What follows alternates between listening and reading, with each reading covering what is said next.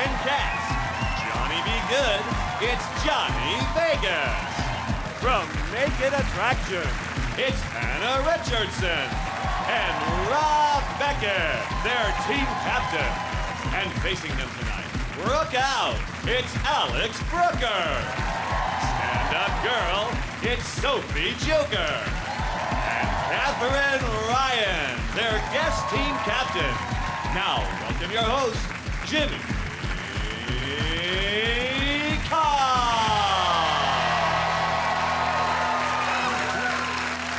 Hello and welcome to 8 out of 10 Cats, a show about opinion polls, surveys and statistics. Did you know, for example, humans share 50% of our genes with bananas? Well, that certainly explains the bend in my penis.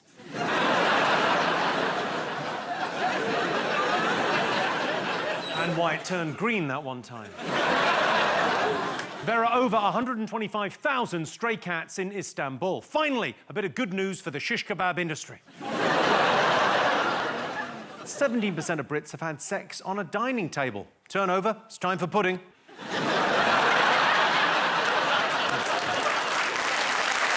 And the average Londoner has 2 best friends, 4 close pals and 5 work buddies, whilst the average Geordie has 2 friends with benefits, 20 friends on benefits, and no work buddies.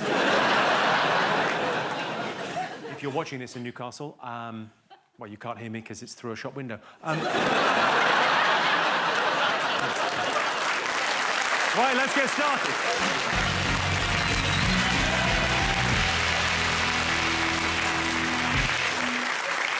What are you talking about? That's the name of our first round. It's our panelists' job to guess the British public's top 3 most popular talking points. Rob's team, what do you think the nation will be talking about this week? Well, it must be the new Brexit developments. Yeah. I don't know much about this, but I think this might go down as one of the worst Brexits ever.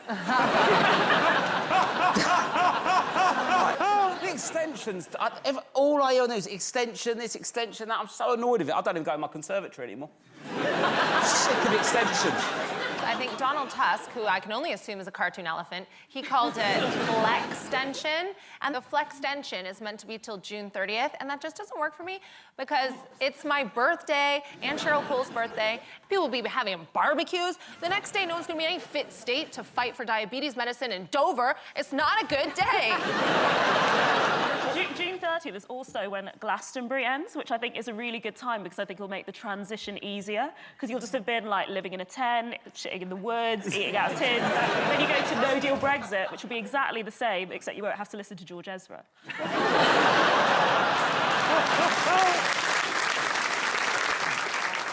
Obviously, Theresa May's been doing her best too, because a lot of people are a bit confused as to what's going on. So this week she made a video, like, that they put online for social media. The thing I thought is the country desperately needs some money. If Theresa May's going to make a home video, she's got to go down the Kim Kardashian route. That is a challenging way. They're all challenging for me, Jimmy.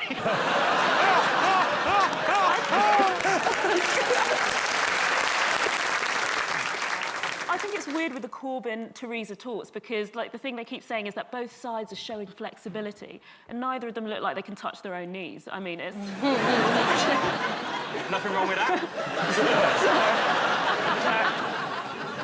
Imagine if they really got on, though. Because they've probably never sat down. Imagine if they sat Do you really think Theresa May and Corbyn might be pounding it out? Yeah.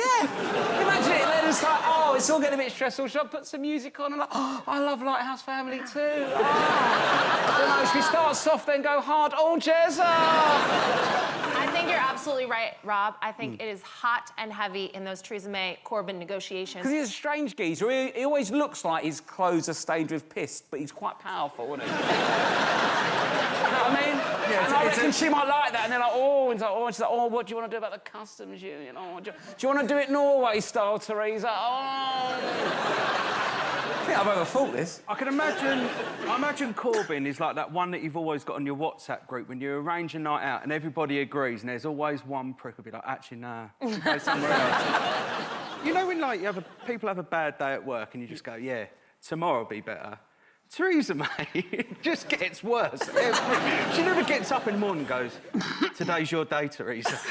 She is one rejection away from having her shoelaces taken off her. It's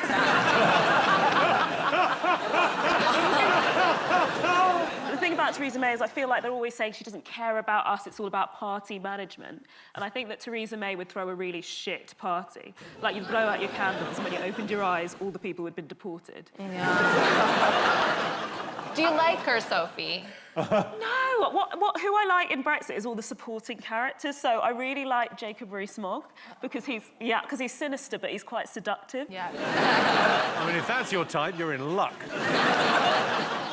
Anna, have you got any advice for Theresa May? What would you say to her now? Well, I mean, I think she proves that, you know, women can multitask really, really well because, I mean, let's face it, she's, you know, fucking up her own party, fucking up Brexit and also fucking up the nation. Well done, But I say work on the videos. I'm looking forward to seeing more of her home videos because I can just see her now, you know, on her Instagram feed, just kicking back with her husband in the hot tub. You know, boobs floating on top of the water. Just talking about the backstop. I'm all about that, mine. Have your boobs learned to play piano? And where was the meeting? At Downing Street or Corbyn's bedsit? I imagine they met on, like, neutral territory somewhere. Like the Weatherspoons at Beaconsfield Services? Seems like in between London and Chequers, isn't it? Sort of. Beaconsfield. Yeah. Beaconsfield. Beaconsfield. Each their own. Do you reckon they might row about whether it's Brexit or Brexit? I always say Brexit. Yeah, but there's a lot of politicians say Brexit. What do you call it? Fucking huge mistake.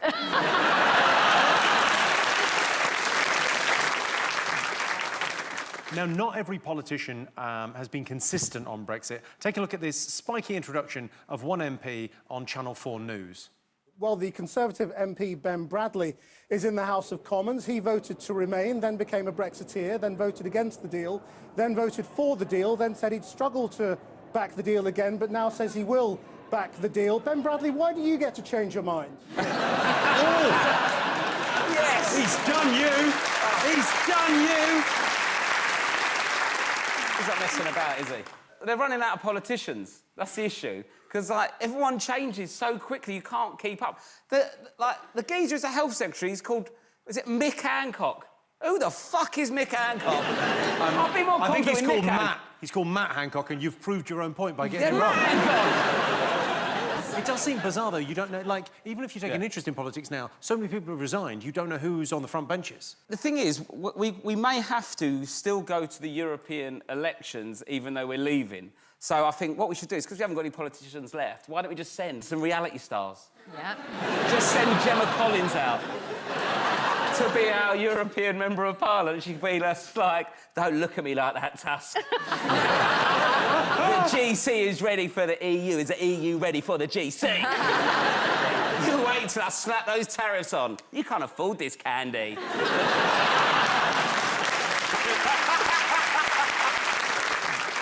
Well, let's see if it's up there. OK. Yes, it's Theresa May's Brexit deal. Last week, Theresa May wrote to the EU asking to delay Brexit until the 32nd of Nevuary, 2000 and never. People are getting worried about Brexit negotiations, but don't worry, guys. We've got Britain's shittest ever Prime Minister on it. Some people call Theresa May a traitor. It's very unfair. She's incompetent, robotic, useless, inflexible, and a dog-shit negotiator. But she's no traitor. Theresa May has got into bed with Jeremy Corbyn, which has annoyed Diane Abbott because that used to be her job. OK, Catherine, what else have the nation been talking about the last week? Britain's Got Talent. Oh, yeah, it's back. You watch it? I would watch Britain's Got Talent if Ant had carried on drinking. All right? I think what this show needs is a couple of tipsy gents putting a ventriloquist in a headlock. I can't watch it the way it is. And if you've ever seen American kids rap or dance, you don't think Britain's Got Talent. You think, oh, Britain's got to start funding the arts. They're not. What talents do we have in this room? Anna, what do you think if you went on Britain's Got Talent? Well, I can spot a cock from 100 paces, obviously. I am known as Witchy Richie. Witchy Richie. Well, I like that. What do you do? I can read the tarot cards. Do you genuinely... I genuinely are mental. OK, so you can read the tarot? I can read the tarot. Well, do you want to do Rob's tarot? Do you want to do Rob's fortune? Rob, I need you to, you know, you've got to take this seriously. Don't Okay, don't mess with the tarot. Don't read mine! Okay. Stay with me, you witch! You need to shuffle. Shuffle. Think of a question. It's got to be a genuine question. I don't want to know my Genuine future because I question. die in a bed sit. All right, genuine question, something Rob cares about. It's going to be floss, I reckon. Okay.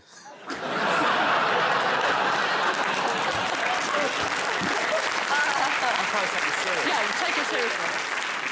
OK, so this is This is Witchy serious. Richie Witchy reading the Richie. tarot. OK.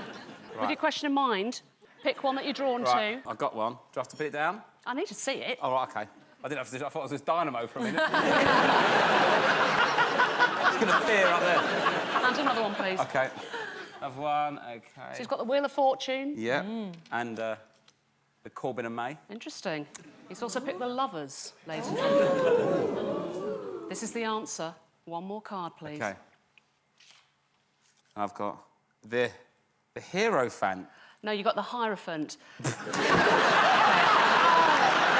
a little bit like Beaconsfield, isn't it? Yeah, a little bit. It's so close, you know. I've not been there. from Baconsfield. Bacon. Your marriage is fucked. It'll be fine. You'll be fine. You'll be absolutely... My question was, will Arsenal win the league next year? Your marriage is fucked. Fine, but do Arsenal win the league next year?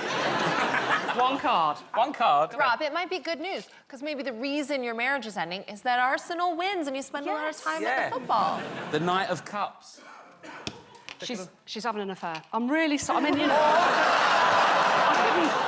There's no easy way. Or that's Arsenal with a cup. Completely. Let's look at the bright side. Positive. What would your talent be, Sophie? What do you think? I don't have a hidden talent because I think a lot of hidden talents are pointless. And I think, like, post-No Deal Brexit, I'm going to get a practical talent. So they'll bring me on Britain's Got Talent and be like, this is Sophie, she knows how to purify water. And then I'll be queen. Alex, what would you do on Britain's Got Talent if you were? I could do Justin Timberlake songs I could probably name from the first few seconds. Are you a huge Justin Timberlake fan, or...? Yeah, I've been to see him like 6 times. I even went in the wheelchair section for one of them. A geezer recognised me and he's like, do you want to come and, like, sit in this bit? I was like, fucking right I do, these are great seats. And then they were all parked up. And then I just went and kind of, like, sat next to them. But obviously, like, when Sexy Back hits, just something takes over me. So I'm up, like, jumping, dancing. You see the people behind me. It's a miracle. I can play music on my nose. You play your nose. Yeah, Our next I can play my act, nose. ladies and gentlemen. Come on, let's see it.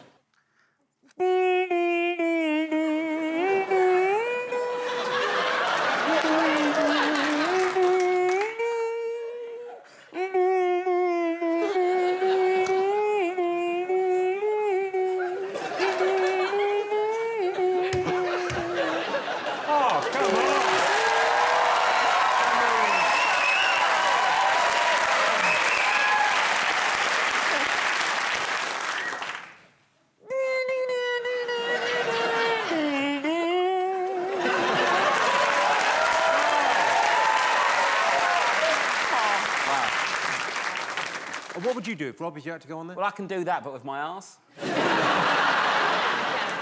OK, let's see if it's up there. Yes, it's the return of Britain's Got Talent.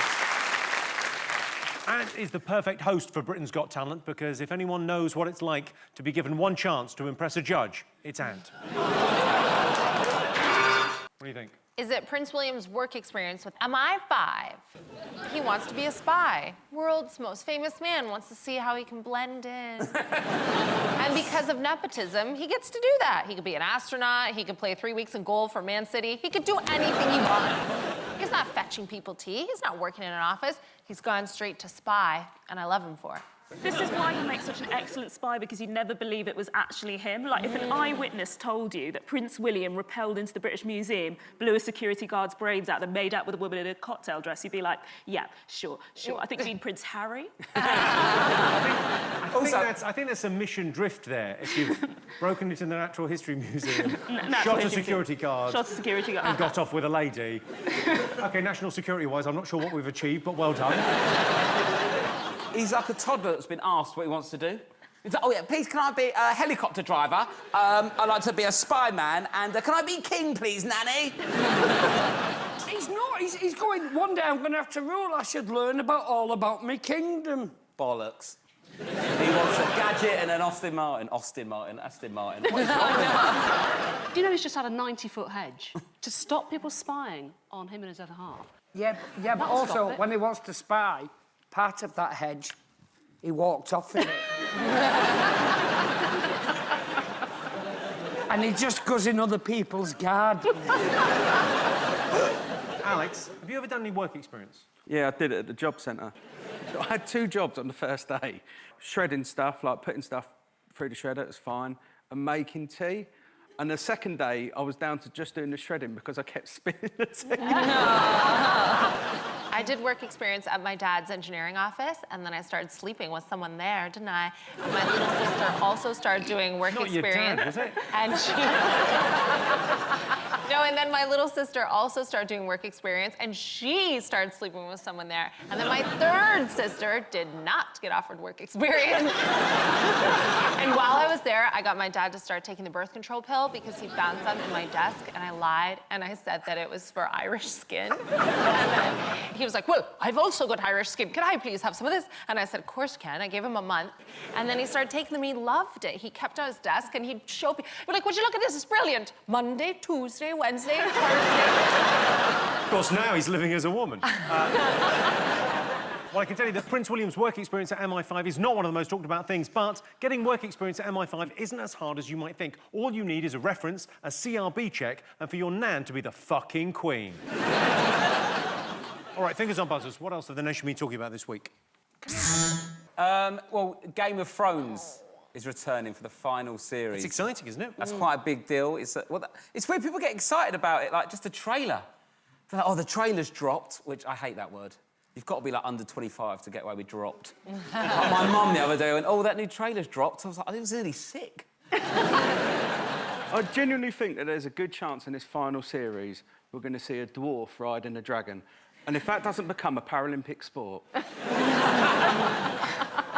OK, maybe Game of Thrones is good for representation in some areas, but I don't like it because I think it's racist. You think it's racist? I think Game of Thrones is racist. OK, fine, they've got these characters called the White Walkers, which is who I think Nigel Farage was leading from Sunderland to London. Even, like, Jon Snow said he'd never seen so many white people in one place, and he's, like, the main character. They call it Game of Thrones, but it's not a game, is it? Fucking your sister's a choice. What's weird about it is, though, it got criticised, didn't it, for too many boobs. It was all dragons and tits. They went, oh, it's the dragons and tits show, right? It was too many boobs, wasn't it? But then what happened was, they went, OK, let's balance it up, get some dicks on screen. And fine, and it went well dick heavy. I would say it's more dick and dragons than tit and dragons. But it's still got the reputation for being boob heavy. Well, Anna, I mean, people in glass houses and all, I don't think... Are you always a 50-50 split of dick and tit? No, we're a little bit tit-heavy, I think. Are you? I think so. More tit than dick, I suppose, because there's always one dick, 2 tits. Oh, exactly. It's maths. It's simple math. Johnny, you a big fan of Game of Thrones? Do you watch it? Obviously, it's very hard to watch in the afternoon. Your son walks in, it feels like porn. It is drama. But you have to rush for the remote control and go, what are you watching? A drama! It's not like soft porn. The only person it's pornography for is Donald Trump. Have you seen that wall? Oh, he loves it. Look at that wall, keeping them all out. That's what you need. Alex, favourite character? I do like Tyrion, obviously, like representing the Blue Badge crew. Also, the first couple of series, he was smashing anything as well, so... Spoiler alert! I've not got that far. That annoys me about it. People just go, spoiler alert. It was on 4 years ago. I had someone say that about The Sixth Sense the other day. Come on. Off you fuck. Oh, can't we look forward... Oh, I can't wait till Christmas. Spoiler alert! I'm not that far through the Bible. But one of my favourite things is that it keeps getting bigger and bigger and more successful. Every series it's getting bigger. And what I love about it is how angry Sean Bean must be. He got killed off early doors. Oh, spoiler. Oh,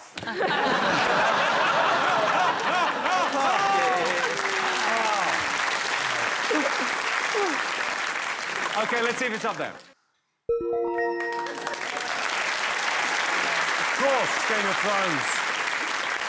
Game of Thrones has it all. A woman who had a baby with her brother, a man who had his penis chopped off, and a sex-mad dwarf. It's like they remade Jeremy Kyle in Narnia. The big question is, what are Game of Thrones fans going to do when it all ends? I guess start knocking one out to Doctor Who. So those were the most popular talking points this week, but in other news, the royal family attended a Netflix premiere at the Natural History Museum. Stuffy, boring and full of fossils. That's the royal family for you. And Donald Trump was in the news this week, trying to say the word origins. I hope they now go and take a look at the oranges of the investigation, the beginnings of that investigation. The Mueller report, I wish, covered the oranges, the beginnings of the investigation, how it started. We'll go for Anna. OK, you're going with the perfect fringe. Well, Anna, of course, presents Naked Attraction. So here's the question. Most people consider themselves to be body confident. True or false? You're the expert. Tell us, what do you think? Well, judging by my inbox and... Is that what you call it? I do. Yeah. So that's your inbox, that's your outbox. So, judging by my inbox and the amount of show hopefuls that send me their photos... Show hopefuls? Yeah. So you get sent a lot of dick pics? Yes, I do, and I love them. I was sent recently a picture of an 80-year-old man standing in his bedroom with his cock out and just a pair of socks on. But, I mean, he had an enormous penis.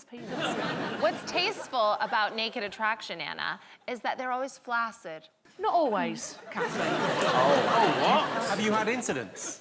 We do have to stop the show quite often. When it's... And, well, just say to the fellas, look, can you just go and sort yourself out? Yes, and then pop back. Sort yourself out? You know. They've gone... I don't know what they do. What do boys do? I don't know what they do, but Well, I don't know. say... I've never had an erection on telly before, so... I've got one right now. Things are fine.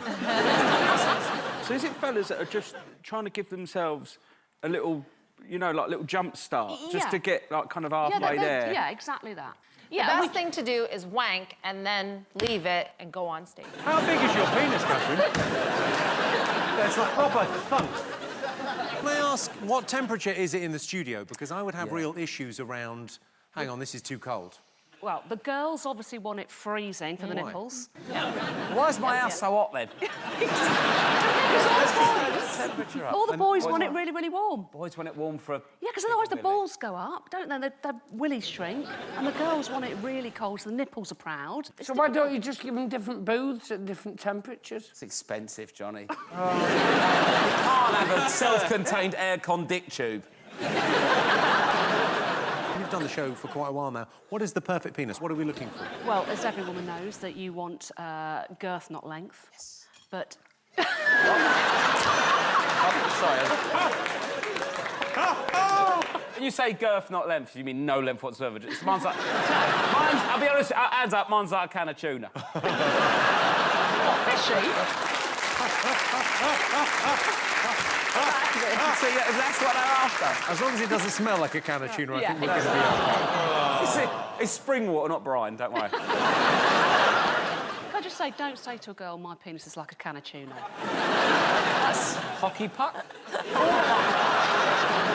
I've got a thing where I've got a very small penis, but then I'm very wealthy. It works. That works.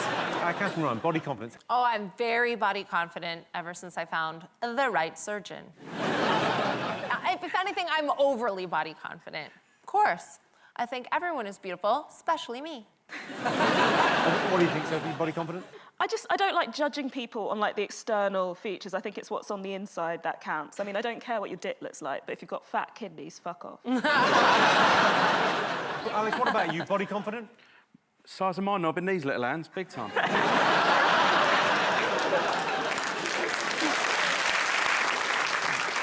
I do think, as an income stream, the internet has opened up to there's an extra income for everyone everywhere. Because currently, now, all I do is wake up the kitchen floor after I've had my breakfast and 3 German men pay to watch. And they don't necessarily want me naked. Some days they're going, oh, you wore your summer pyjamas. And you're going, yeah, sorry, testicle dropped out. And they just want to watch me clean up and do stuff. There's a man in Swansea who wants to do things to me you wouldn't believe. How much do they pay you? Well, the money's not come through. If you've been affected by any of the issues on today's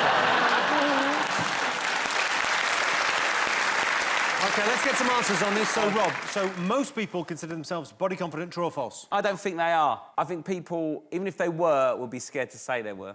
Catherine, what do you think? True or false? True. I would like to think that it's true. OK, you're saying true. I can tell you the answer is true. Yeah! 56% of people do consider themselves to be body confident. I'm body confident in that I'm incredibly confident the police are not going to find that body. Now, before we carry on, as a tribute to Naked Attraction, we're going to play Carrot in a Box, Naked Attraction Edition. Rob, Catherine, come on down. OK, good. Regular viewers will be familiar with Carrot in a Box. The rules are simple. You each get a box. Yep. One of the boxes contains a naked penis. The aim of the game is to end up with the dick in the box. Bring on the boxes. So if you just step back a little bit. OK. Yeah. Yes, it's a game of bluff in the buff. OK, in a moment, I'll ask Rob to look in his box. Why me? If Rob doesn't see his chap's chap, then he'll have to bluff Catherine into giving him her box. Ultimately, Catherine gets to choose whether she keeps her box or swaps with Rob. OK, Rob, so you want a cock, Catherine? You want a cock, no change there. But there's only one cock. Let's play Carrot in a Box, Naked Attraction Edition. Rob, can you look in your box? Catherine, you're not allowed to look inside your box. Both or what? Both. You want a proper... You don't want to miss a thing. Oh, for fuck's sake. I mean, I don't know what I was expecting. I'll have a little beauty in it. Have a look. Do we keep looking? So, do you want to keep your box or do you want to swap with Catherine? I'm going to keep it. There's a dick there, Catherine. There's a dick in your box? Yeah. That's the closest I've ever been to one that's not mine. That's a lie. Do you think Rob's bluffing? Was it cut or uncut? I can't give you a firm answer on that. Speaking of firm, how is he pleased to see you or not? OK, get down. Softer now. Softer now. You just blew on his dick? Yeah. He looks like he's retreating. I think it's panicked. Are there any distinguishable features on the dick? He's drawn a face on it. And it moves when he laughs. OK, so do you think he's bluffing? Do you think there's a dick in the box, or do you think you've got a dick in the box? I think Rob is bluffing because he's gone back to look at the dick so many times. And Rob is a respectable family man. I don't think he'd be so thirsty for the cock. I think I'm getting into it. OK, so it's time now for the Blindfolded Taste Challenge. OK, so what do you think? You think he's bluffing? I think that there's the dick in my box. I think Rob's bluffing. I mean, there's a point for whoever wins this. So, gentlemen, if you could face forward.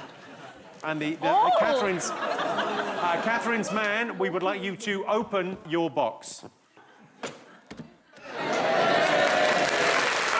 no! So that's a point for you, Rob. But, I mean, it's worth saying you did look a lot at that dick. You kept going back for more. I thought, you know, it's a nice dick. Why not have a look at it? It's not very often you get to see a dick that much. I'm relaxed. I'm a comfortable guy. I'm comfortable with my sexuality. If I want to look at a dick, I'll look at a dick. Yay, Rob!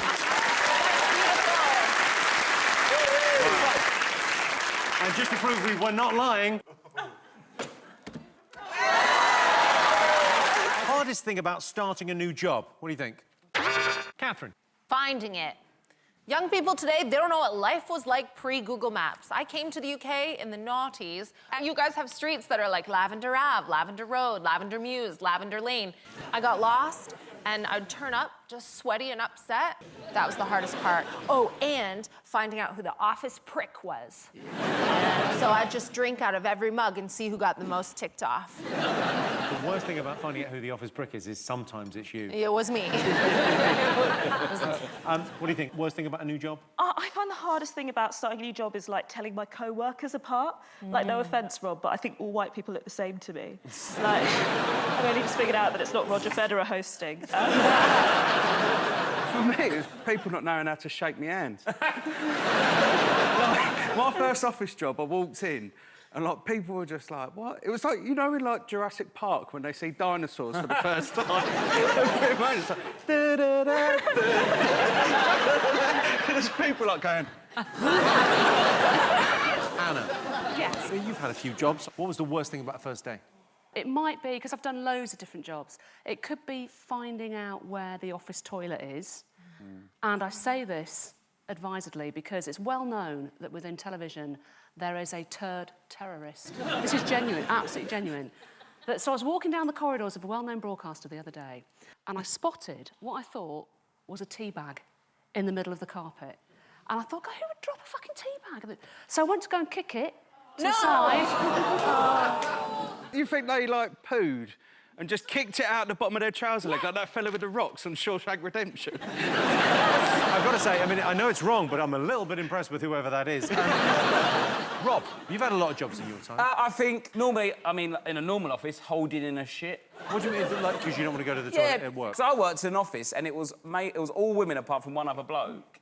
So it was weird because there was only about 30 people in the office. So that if he had a shit, I knew. And if I had a shit, he knew. So it was a weird couple of weeks. Because he was the... So I had to hold it in for ages. And in the end, I just did it in the hallway. I worked at Argos, man and boy, for 4 years, and the hardest stage I ever had was the initial interview, because I didn't want to be there. What was Argos like? I spent half my time sitting in the toilet, and then I would send boxes down, and people would send them back because I had nosebleeds because of the dust upstairs. And I would bleed on stuff, and people would send it back and go, this was meant to be a gift. Sophie, what do you think? I think, like, when you start a new job, you have to do everything, like, all the menial stuff really badly so you don't get asked to do it again. So, like, the first week in a new job, I'm just, like, making terrible tea, printing stuff off wrong, giving horrible blowjobs. Well, on the subject of blowjobs, people looking for employment now have to take all their pics offline because I hire babysitters. My first thing is to go straight to their Instagram and see how big of a slut they are. Pick the slutty babysitter. I pick the sluttiest babysitter. I don't want her leaving me for a better job. No, I have a lovely babysitter. Johnny, have you sneezed on your jumper? Come here. I did not want to interrupt the conversation over there, so I was going, I was doing such an half sneeze. You've never not wanted to interrupt a conversation in your life. I got a sneezing fit. I apologise. I just was turning around going, ooh, not trying to make a noise. Anna, starting a new job, what's... No, hang on. I had a sneezing fit. I had a genuine sneezing fit. I was turning round, trying to sneeze quietly. I did it more on the left. The right is still quite heavily congested. But there's nothing I can do about that. I don't know why it came on. Just wanted to be part of the team. Anna. Yes. Anna. It's all right. I'll take me in the T-shirt and blow me fucking nose. No, don't.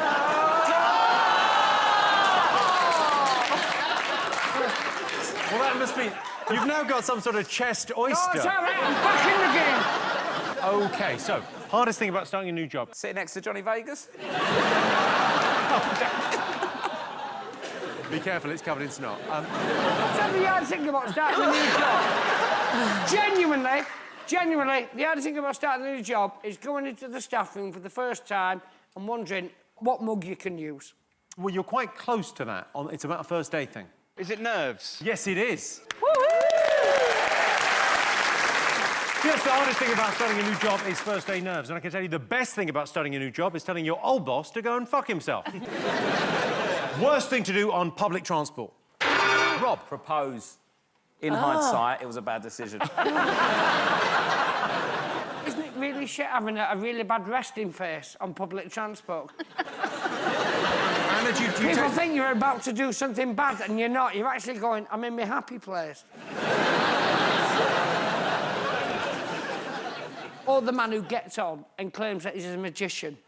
He's got poisoned hands. He looks biblically unwell. And he gets on the tube and he goes, good evening, ladies and gentlemen, I'd like to do a magic show.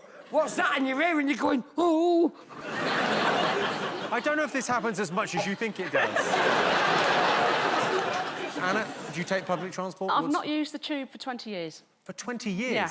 What, have you got, like, an issue with it? Do you not like it? No, just because why would you go underground into a sealed vacuum where you just eat people's farts? Why would you get your dick out on telly? But you don't mind hosting that. I travel a lot on the tube, but then I'm not doing it at rush hour, so it's pretty easy. You use the tube? Yeah. It means he hires one out. I'm in the dining car. OK, Catherine. Is the worst thing you can do on public transport to write a lie about the NHS on the side of it?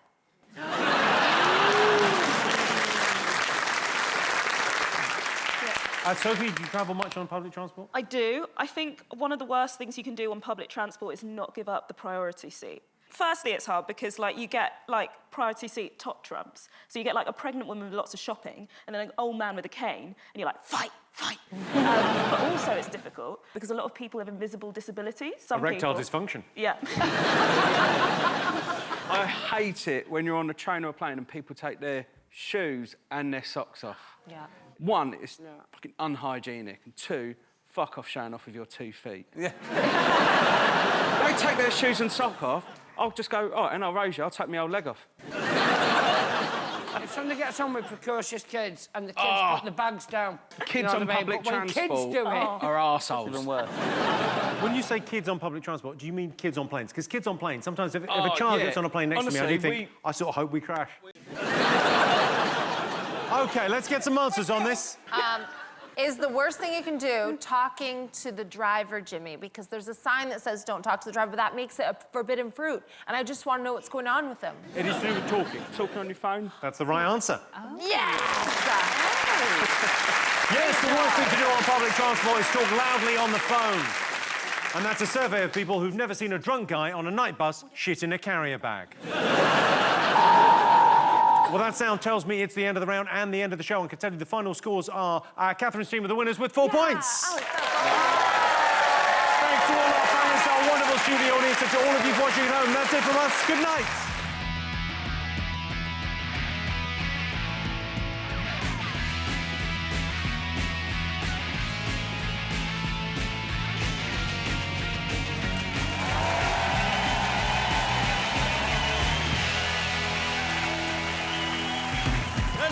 On 8 out of 10 cats. Give her a good reception, it's Paisley Billings. He's a stand-up guy. It's Lloyd Griffith. And Rob Beckett, their team captain. And facing them from Celebs Go Dating, it's Tom Reed Wilson. She's got funny barns. It's Angela Barnes. And Catherine Ryan, their guest team captain. Now, welcome your host, Jimmy Carr. Hello and welcome to 8 out of 10 Cats, a show about opinion polls, surveys and statistics. Did you know, for example, 1 in 3 Brits have got BO? So have a look at the person on your left and have a look at the person on your right, and if there's no one there because you stink, it's you. Only 5% of people wash their hands correctly after using the toilet. I do, although I find it quite hard to work up a good lather with those urinal cakes. And 1 in 3 Brits don't know why we celebrate Easter. Well, it's to celebrate Jesus, hatching from a chocolate egg laid by the Easter Bunny. And also double bank holiday bonanza. Thanks, Jesus. Right, let's get started.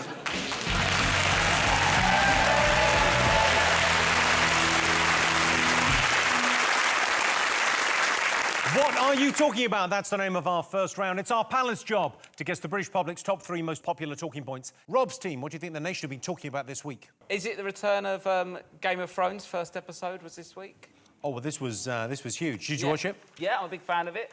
I'll be honest with you, I've got no idea what's happening. I didn't know what was going on. Have you watched the previous ones, though? Nah. OK.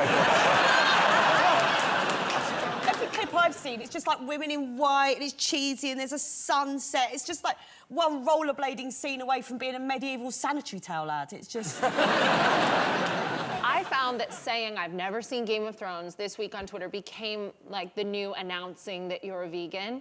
And everyone just, I've never seen any of it. And that was me as well. So I watched it.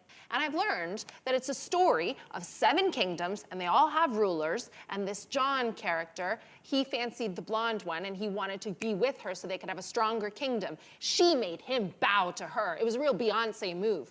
And then he was turned on by that. They're now dating. And he has the power of her dragons, and they're together trying to rule the 7 kingdoms. And there's violence, and there's incest, and nudity, and that's Game of Thrones, and it's great. Well, Paisley, not a fan? I just don't get it. Like, I tried to watch the first episodes of Game of Thrones a few times, and I just didn't really get what was going on. I just don't think it's for me. Well, there's too many names. Because it's so big, there's so... Like, Westeros and Essos sounds like petrol stations. They do. I'll just live it down Essos. What anything? Yeah, just some windscreen washer fluid in the Iron Throne, if possible. They do really sound like petrol stations. You know, Essos, they've got a wild bean cafe. It's actually all right. I've never watched it. I've never watched it at all. Like, was it all dragons, backstabbing and tits? I don't need to watch that. I went to a girls' school. OK, let's have a look and see if it's up there. Yes, the new series of Game of Thrones. Game of Thrones is set in Westeros, a lawless country full of poverty, violence and dragons, like an upmarket Wales. Catherine's team, what do you think the nation will be talking about this week? They've been talking about Easter and how it's so hot, because what a chocolate egg hunt needs is heat. You know? I'm excited about the hot weather, Jimmy, because I'm regularly seen in a bikini in my garden, passed out. But when it's hot out, fewer people call child services. I see, I'm going to be skinning out. Like, as soon as the sun comes out... Skinning out? Skin is out. I'm skinning out. Yeah. So the sun comes out, the skin comes out? Yeah. OK, I've never heard the expression skinning out. It's derived from patois, right? Right. There's a song, it's like a popular bashment song, and the artist screams, "Skin out me pom-pom," basically meaning that she's going to get her genitals out. Ooh. And I don't mean it like that, I just mean I'm going to be skinning out. Not skinning out my pom-pom, just skinning out. Thank God, because I misunderstood. I thought you were skinning out your pom-pom. Yeah. You know me, I'm old school like that. I can't imagine you in a heatwave, Jimmy. I imagine if you wore shorts, you'd be like proper smart shorts, like you as a Victorian boarding school boy. I would say I look like a 1930s boxer in shorts. Now, you in shorts, I imagine, looks like the world's biggest toddler. Yeah. Yeah, big time. I'm very thick of calf as well. Oh, really? I couldn't wear socks as a kid because I was too fat. And I still... you know this. I still tried to squeeze that through under the radar there, you know, because we all, when you're too fat for socks. To be fair, if we're doing thick legs, I'm just a warmer pack for what this boy's got under it. Well, let's see how thick these calves are. On the desk, or we can't see it. All right, go on, Lloyd. Go on, let's... Whoa. Oh. Look at that calf!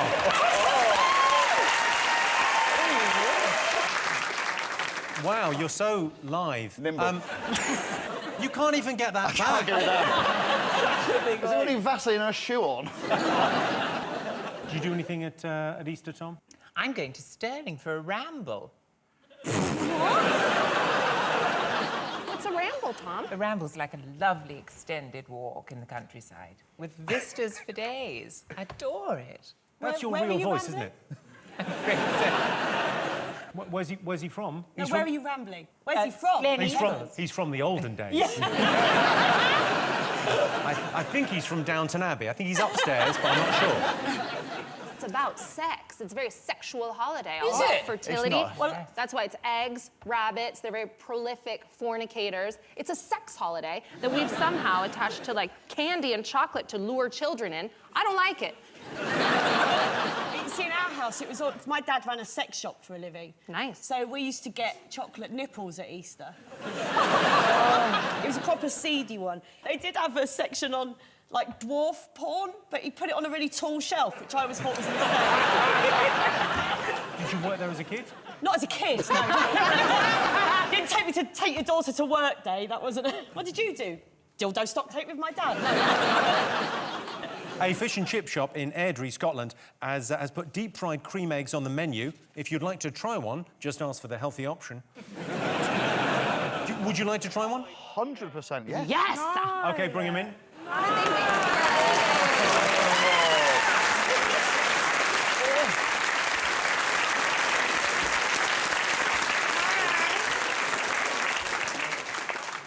Could you look any creepier? Are we actually eating these? Yeah, eat them, yeah. They are deep-fried cream eggs. I'm vegan, so You're I'll vegan? have No, to we've got watch that. deep-fried carrots in there for you. There's a deep-fried carrot for you. It really is.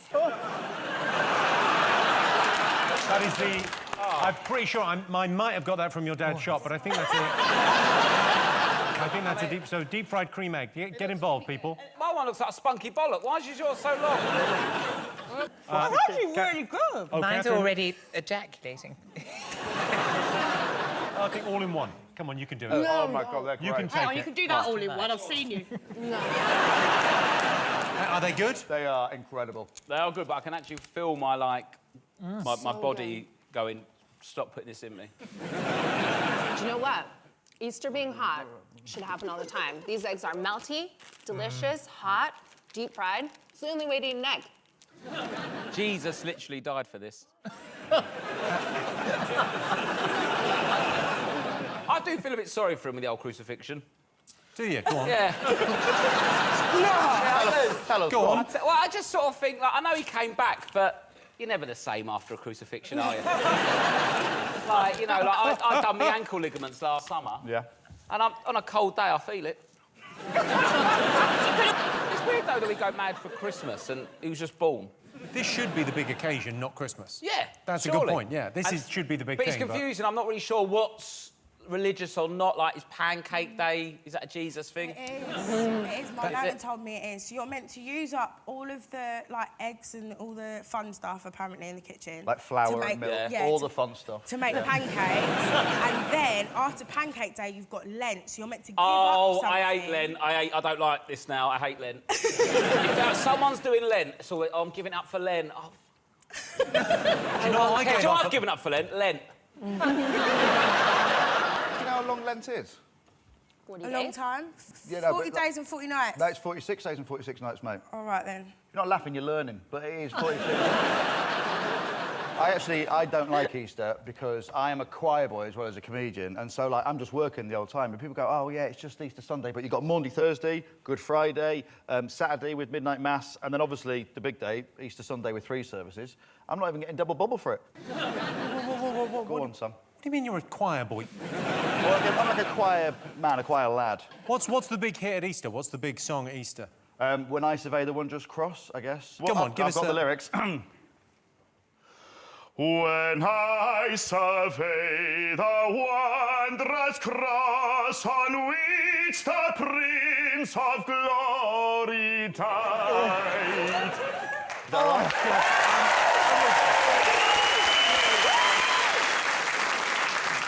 That made my knees buckle. It oscillated through the desk. Get them out on the desk. Come on, let's see your knees. My knees, they buckled. Do they? Liked it. Those are some calves. When you sing it, you go so Welsh so fast. It's weird, isn't it? Because I'm not Welsh. I'm from Grimsby. Which isn't in Wales. Yeah. Oh, no, don't do that. Lloyd did my tour support when I was on tour, and we did a gig in Wales, and then Lloyd went out and managed to lose the crowd immediately with his opening line, and it's still the funniest thing. He said it, and they just hated you and me. Oh, and hello, my name's Lloyd Griffith. I've got a very Welsh name, and I look Welsh, very fat and hairy, but I'm not one of you. You're open with that. And then he died laughing. The only person that was laughing was Rob backstage. OK. Easter egg hunts can be dangerous. Take a look at this. Rory, let's see you throw it. Is that the mummy egg? Let's see you throw it. Get... Oh! Yes!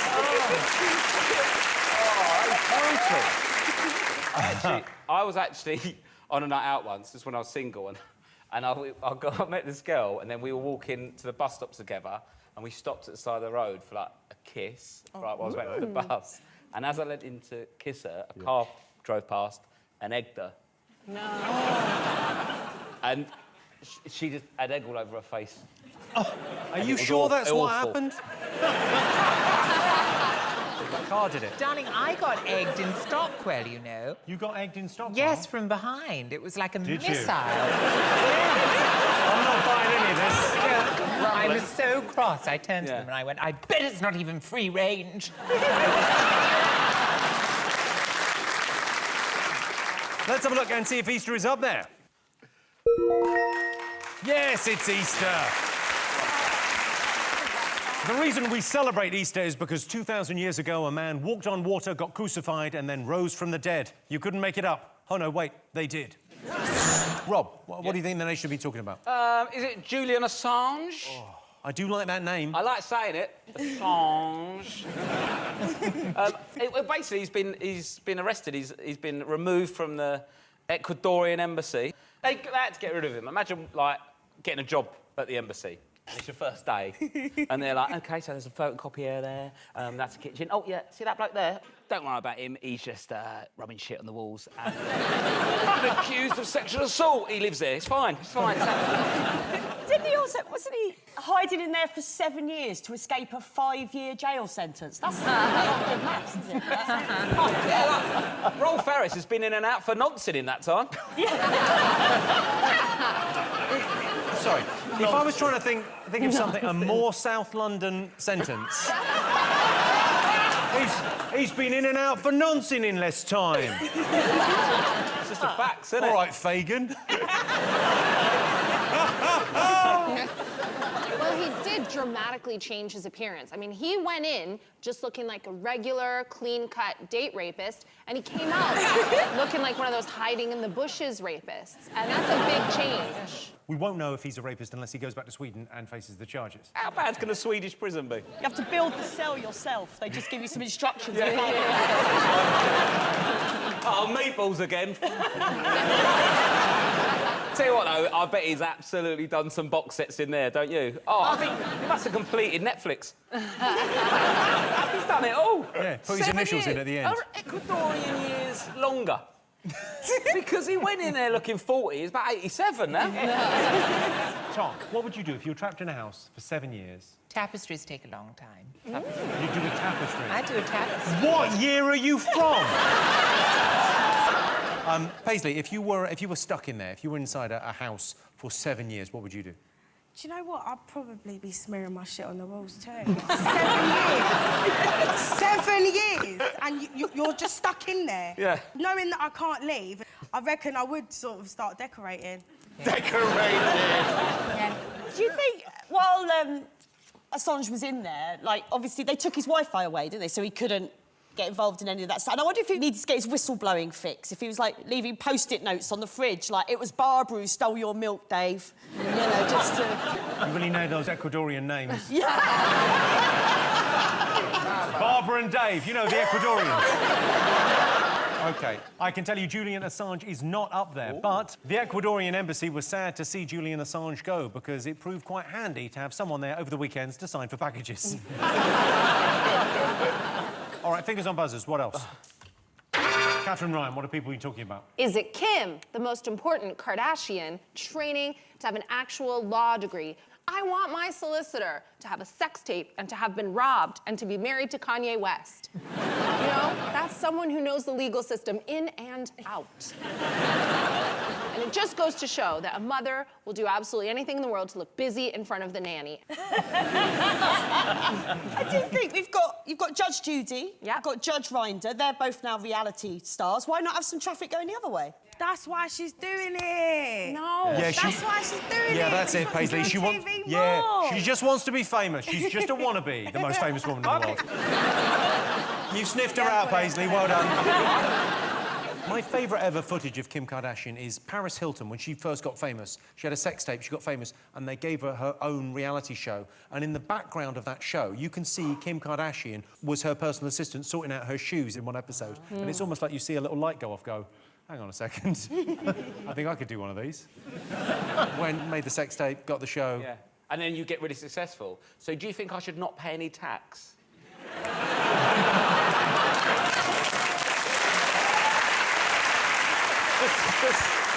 Yeah, just workshopping. OK. I think she'll be a great lawyer. She's been getting blokes off for years.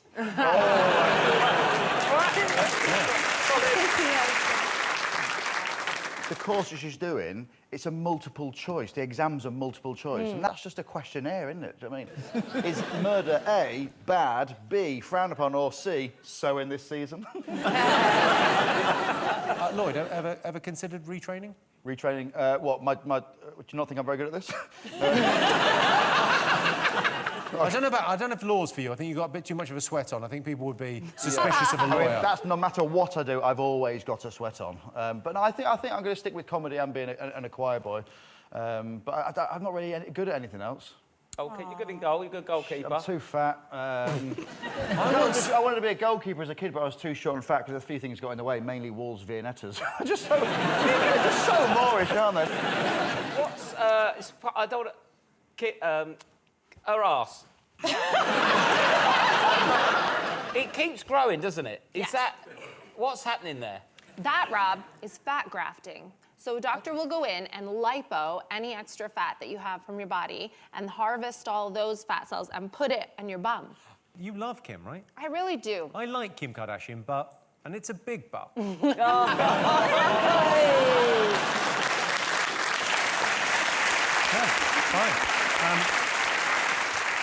Well, I can tell you Kim Kardashian training to be a lawyer is not up there.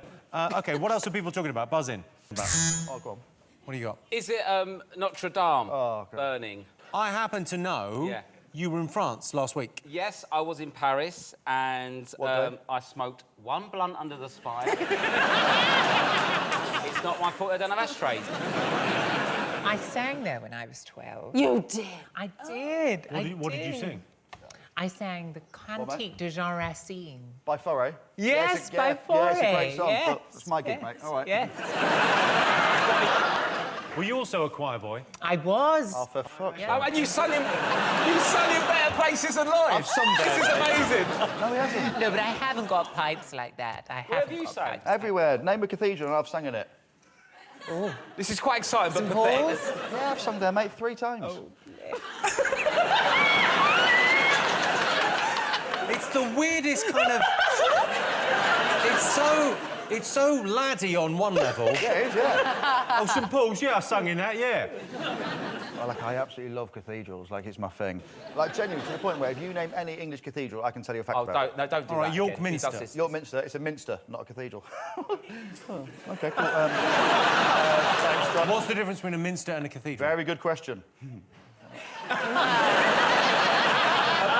What about Exeter? Exeter, it's got 2 towers either side. It's got no tower or spire in the middle, which means the bit of wood that goes from the east end to the west end is actually the largest bit of wood in England. Well, second largest after... There's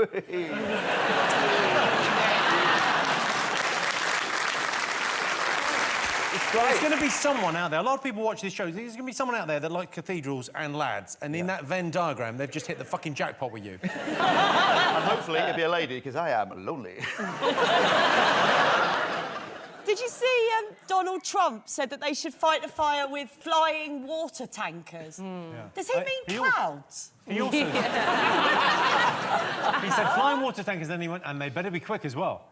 OK, we'll get right on that then. Those things that we don't have round here. It's not actually that bad, though, because all the really important stuff survived, I think. So, like, it's a bit like if Blue Water burnt down, but House of Fraser, John Lewis and Marks and Spencer survived, I'd be OK with Lush going.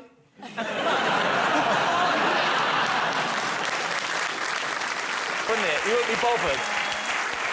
They're going to be fine. They've had loads of donations. It's going to be bigger and better than ever. And if anyone's on board with reconstructing old things, it's me. If I thought that Disney was going to pay for me to have a new pair of tits, hand me a match right now. Paisley? Yes. Have you ever been to Paris? No, I've never been to... Actually, I went to Disneyland Paris once, but I don't think that's actually in Paris, so no, not really. And that's where you got the outfit?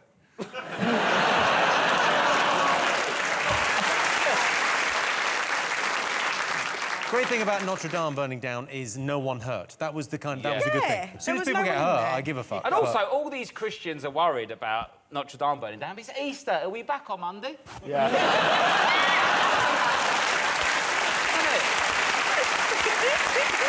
Well, a lot of people, Rob, you say that, a lot of people think they saw Jesus in the flames. Have a look at this. Oh, God. A lot of people thought that... Oh, yeah, they're right. There he is. Fuck off.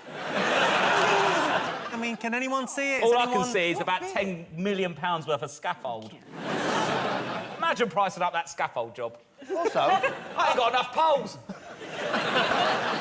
Also, it isn't even that old. That spire, I was like, oh, my God, history's burning down. It was rebuilt in, like, 1973. No, it's like... No, it's bollocks, Lloyd. I'm having it out now.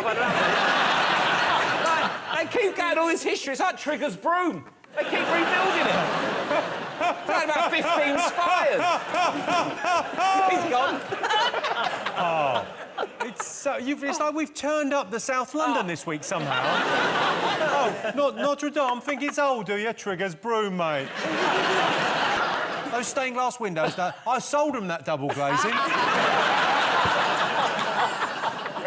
OK, let's have a look and see if Notre Dame is up there. Yes, Notre Dame. French President Emmanuel Macron looked devastated as he stood next to the 800-year-old crumbling ruin, or Mrs. Macron, as she prefers to be known. She's a little bit older than him. 25 years. So those were the nation's most talked about things. But in other news, it's been revealed Amazon has been flooded with fake 5-star reviews. It's not always easy to spot the fake ones. For years, I thought Catherine's were real. He means my balls.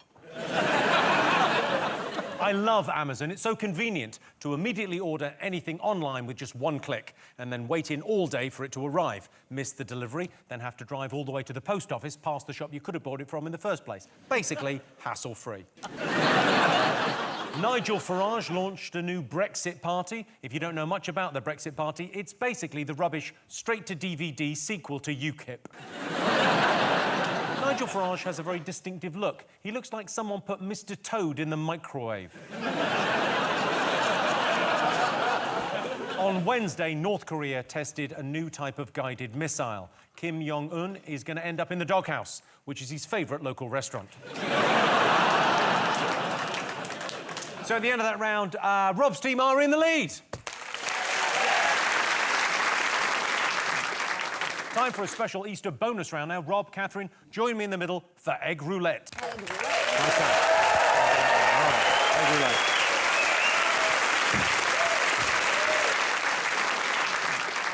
roulette. OK. In front of you are 7 eggs. Some are raw, some are hard-boiled. The aim of the game is to crack as many raw eggs on your opponent's head as possible. Lighting change, please. Let's play egg roulette. OK, Catherine, you're up first. Please select your egg. Oh. Ideally, you want a raw egg here. Wow. OK, and now... Just be gentle, don't... All you've got to do is smash that on Rob's lovely little face. Oh. You really can't miss. It's massive. Where would you like it, Rob? On the forehead, avoid the eyes and mouth. The teeth are the moneymaker. Ready? No. Oh. OK. You are 1 for 1. Wow. Quite aggressive, please. That was quite aggressive, yeah. OK. OK, there is, I should say, some are raw, some are hard-boiled. There is one marble egg. If I do this, I'd say, I am a feminist. Okay. But if you want me to throw an egg at a woman, I will have to put that aside. Yeah. Well, I suppose pure feminism, equal ops, isn't it? Oh, no. Rob? Sorry! You've had worse things in your hair. Where did you want it, sorry? Emotional, Rob. No one's ever asked me that before. All right. So, it's Catherine, you'll go. Pick an egg. Is it hard-boiled? Can't tell. No, you can't. That's sort of the game we're playing. Okay. OK, right in the face on this one, in the face. In the face? In the face, yeah. Lean over a bit. Oh, that is hard-boiled. Did that hurt? No, it's actually quite pleasant. It's 1-1 so far. So right in the face. OK. Oh.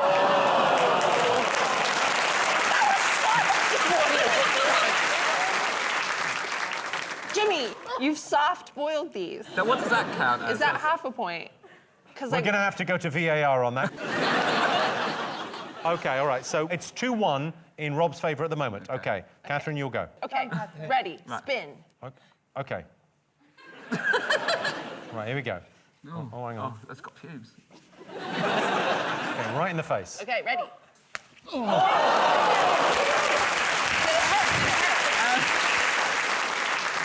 Did it hurt? Quite aggressive, but fine. Current score is 2-2. This is the decider. OK. Can't see. OK. Right, ready, Catherine? Yep, yep.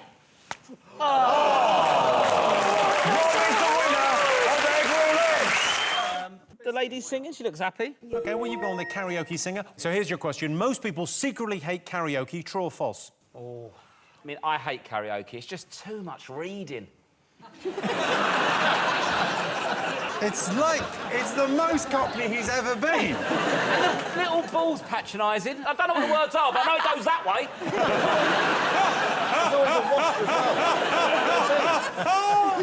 The thing is with karaoke, no one really likes it, because if you're too good, everyone goes, show off. If you're rubbish, everyone's like, you're shit. So everyone just likes a mediocre... Hey, Paul, come and listen to this guy. He's absolutely mediocre. If I wanted to hear Robbie Williams sung badly, I'll just go to a Robbie Williams gig.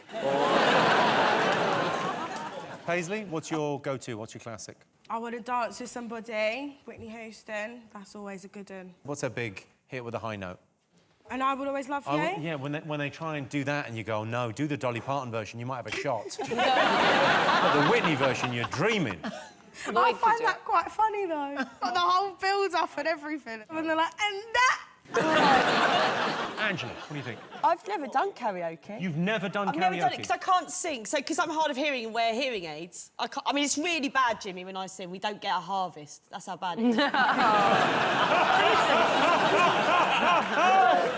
You wear hearing aids? I wear hearing aids. So how do you know your singing's bad? Well, I do now because I've got hearing aids, but people have told me. So for years you thought, I'm nailing this. Yeah.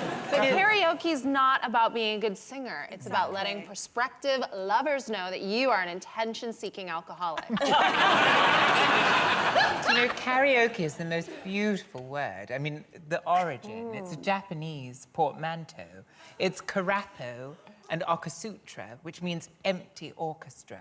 And so the notion is that you have to add something yourself to complete the music. Tom, let me ask you, how are the wife and kids? They're all right, mate.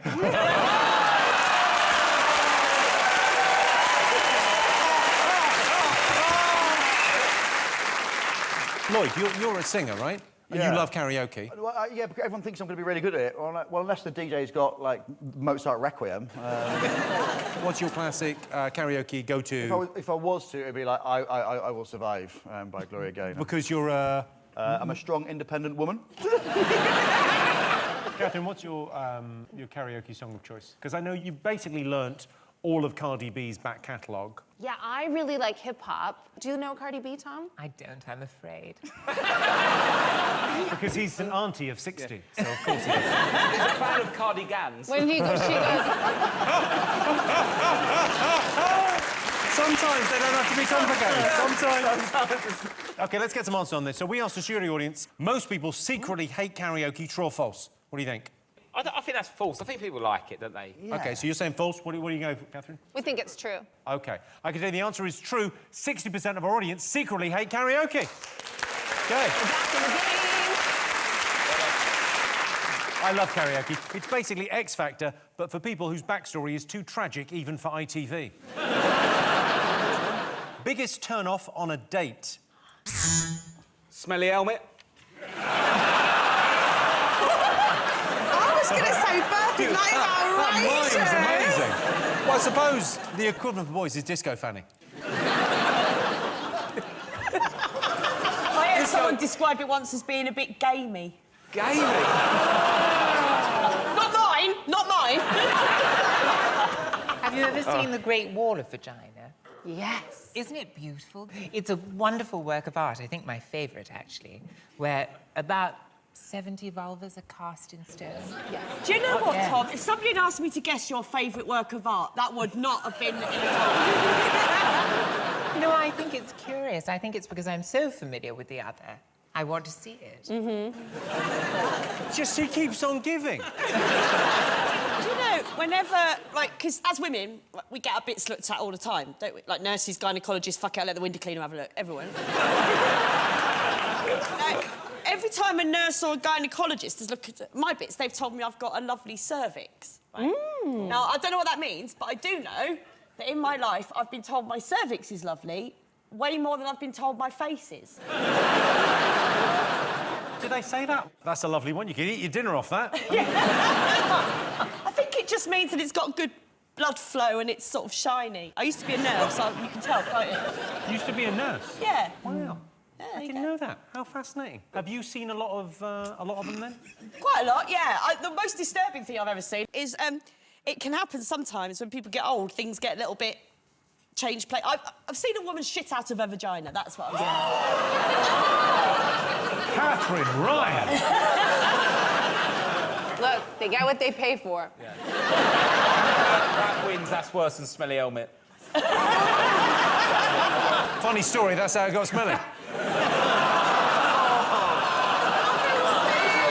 I thank you. No, thank you. A new low. What's the worst thing that's ever happened to you on a date, Tom? Oh, I went to a Damien Hirst exhibition with a date, and he wouldn't go in the butterfly room. Is that a euphemism, Tom? No. No, it was this beautiful, capacious room with sugared walls, and the butterflies were flying all around us. And he darted out in acute fear. So I went on a date once with this guy, and he had a laugh like the Count from Sesame Street. Jimmy? I can't have that, that would drive me mad.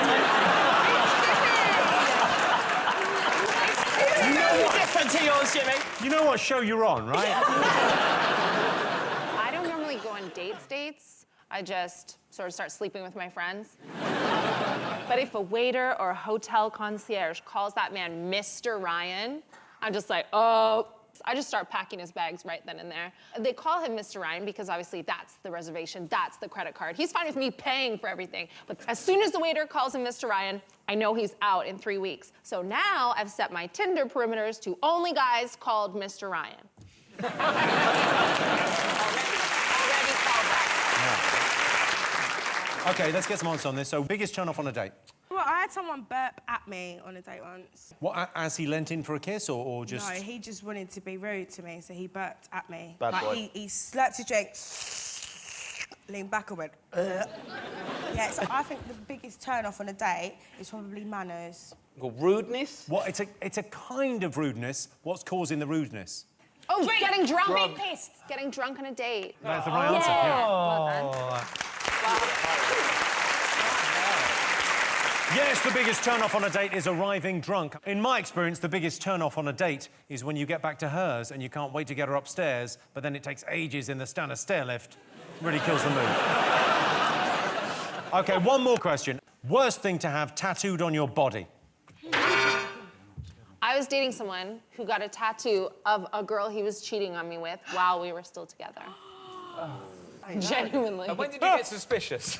Because said, this is symbolic of the type of girls I used to date, and I'm not shagging any of them anymore because I'm with you. Wow. I used to live a sad life. Is the worst tattoo when a guy you're dating gets a girl he's cheating on you with tattooed on his arm while he's still dating you? It's not, but it's the most tragic story. Is that it? Congratulations, you're through to judges' houses.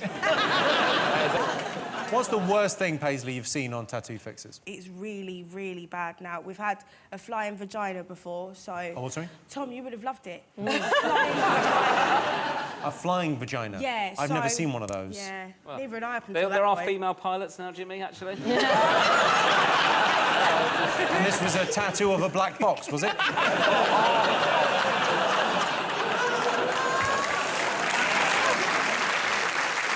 I the only tattoo person here? I've got 3. I'm a blank canvas. You're a blank canvas? Yes, and sometimes if I have a potential lover and they say, have you got a tattoo? I say, yes, it's tiny. See if you can find it. I often say it's tiny, see if you can find it, but...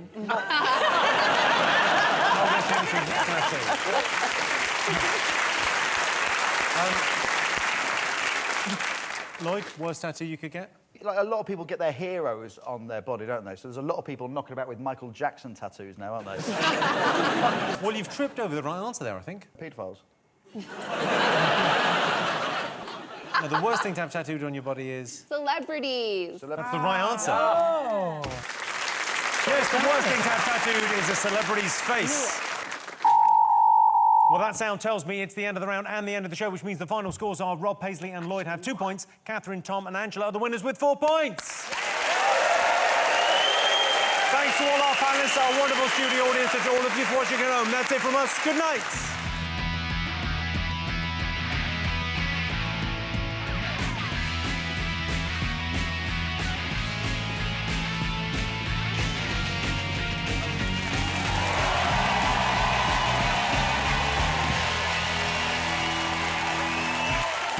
Tonight on 8 out of 10 Cats, Star Baker, it's Liam Charles. He's a stand-up guy. It's Ed Gamble. And Rob Beckett, their team captain. And facing them tonight, made in Dagenham, it's Stacey Solomon. Show me the funny, it's Lou Sanders. And Aisling Dean, their team captain. Now, welcome your host, Jimmy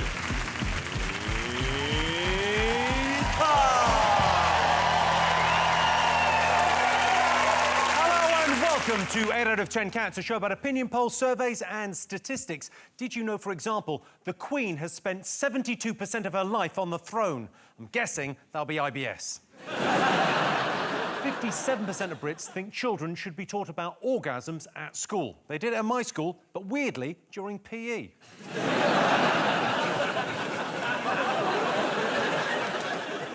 And 1 in 5 women talk to their mum at least once a day. And not just women. I talk to your mum at least 3 times a day. Although £3 a minute is expensive. Right, let's get started.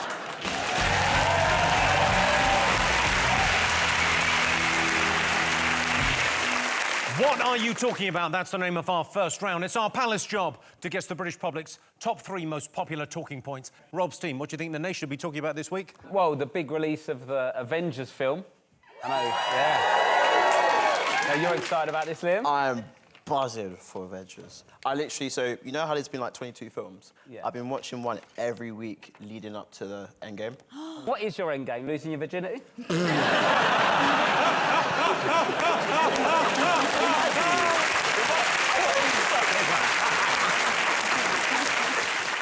Liam, tell me about watching the 22 Avengers movies in a row, because I've missed a couple of the key ones. You want to start off with Captain America, because he's like the first Avenger. Right. And then you want to watch Iron Man, because he's like the tech whiz. And then they got the Avengers, where like Hawkeye, Black Widow... Is Hawkeye not the shittest? Because everyone else can fly, and he's, oh, I'm good with a bow and arrow. Hawkeye is what I also call my vagina.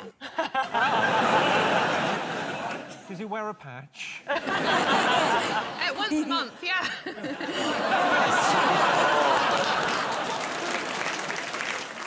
It's hard to keep up with it all, though, isn't it? All I know about it is this Thanos geezer wants Infinity Stones. Infinity Stones sounds like an advert for a 13-year-old girl's Christmas toy. You know, you see, like, Infinity Stones! Customise it, share it, personalise it, wear it, Infinity Stones! That's a very... Infinity Stones! That's all I want to hear for the rest of the show. I know a Thanos. He's a geezer who does my dry cleaning. Oh. All I know about him is he will wash and iron a shirt for £1. But I do actually call him Iron Man. There's a bit of our banter. Have you watched these movies, actually? I haven't watched them at all. I'm just more excited about Frozen 2 coming out, or as I call it, refreeze. Are you going to see that? Yeah, I see all the kids' films. They're the ones that I can digest without getting anxiety, do you know what I mean?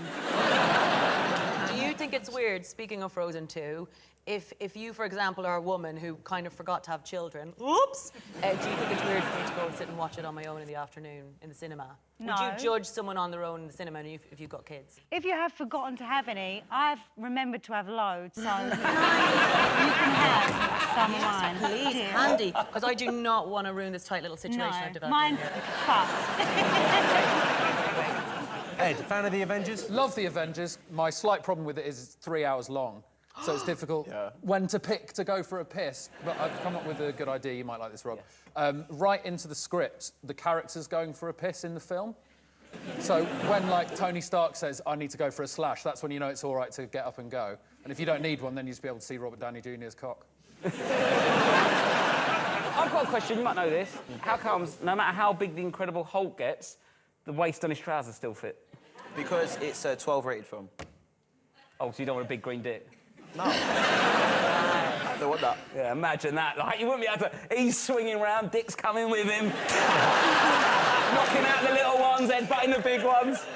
What an end to a film that is. He punches Thanos, and then his dick wallops the rings. Infinity things. Infinity Stones. Personalise and share them. Infinity Stones. OK, let's have a look and see what's up there. Yes, it's the release of the new Avengers movie. We're a bit like the Avengers on this show. I'm obviously a bit like Iron Man. Aisling, she'd be Black Widow. And Rob is the nerdy loser with big teeth that goes to see all the films on his own. It's a bit weird that you asked him about being a virgin. You've not stopped touching him since. I love to fuck.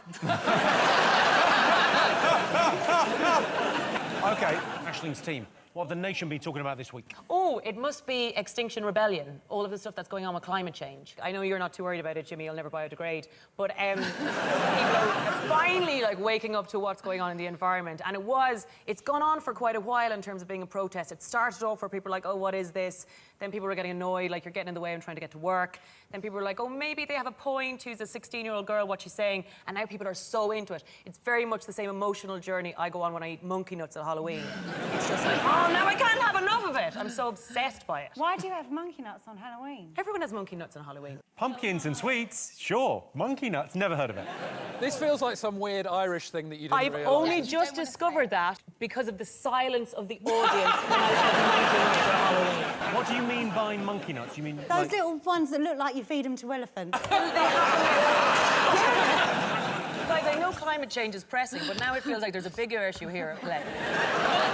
Monkey nuts, you have to do talent, and then you get monkey nuts. OK, maybe not everyone knows. If you're Irish, please tweet in with support. I sympathise with you because I found out my dad does stuff that I didn't realise other people's dad. Oh, no. You know, like, you know when you see a penny pick it up, all day long you'll have good luck, right? My dad gobs on it. I see a penny pick it up all day long and puts it in his pocket. My nan does that, but just with everything. No, she does. She's I imagine Grandad's thrilled. She's worried about something. She'll say, oh, God forbid. Like a superstitious thing. Yeah, I could sort of see that. So, back to the Extinction Rebellion. People were so negative about it. In the way that it was phrased, were like, oh, they're stopping traffic. Like, I stop traffic all the time because I'm so fit. Jimmy, what's that photo disgraceful. And they were sort of gluing themselves to everything, and a few of them glued themselves to Jeremy Corbyn's fence, which is difficult because he's been sitting on it since Brexit. Thank you. Yes. They did chain themselves to things and glue themselves to things. Here's some protesters underneath a truck. We're going to speak to a couple of protesters underneath this truck here. You're glued to the truck. I am chained. You're chained. Grace is glued. Grace is glued. You've been here for 2 days. How much longer are you prepared to stay here? Let's put it into perspective, okay? I've got to the airport with my son and we're about to go on a journey somewhere, and all of a sudden there's an announcement that tells us that the plane only has a 10% chance of landing. Would you put your son on that plane? What? Wow. Wow. What? Sorry, no, I asked how long are you going to be there? I'd rather stick him on a plane than underneath a fucking lorry. It's very odd to hear a woman who's glued herself to a lorry saying, let's get some perspective. Liam, are you worried about climate change? Not really. No, I'm okay. gonna be honest. Well, to be fair, I was in the car last week, yeah. You're rolling, yeah? Rolling. Yeah, sure. And so I wound down my window, and then, like, one of the protesters looked at me and was like this. And then she mimed, you know what time it is. No, I swear. Like, I was just like, whoa. What time was it? I don't know, probably like 4 or 5, maybe. Everyone said it's great that teenagers are going to these protests and they're becoming a lot more engaged in the environment, but they're teenagers. They're only going to the protest to see if they can get off with someone. Like, when I was 16, I would have gone to a BNP rally to see a bit of side boob. Well, Stacey, you're doing your bit for climate change. What are you doing? Yeah, we recycle and we try and wear the same clothes all the time. You've got kids. Are you worried about the next generation? Yeah, of course. Yeah. I mean, what kind of question is that, Jimmy?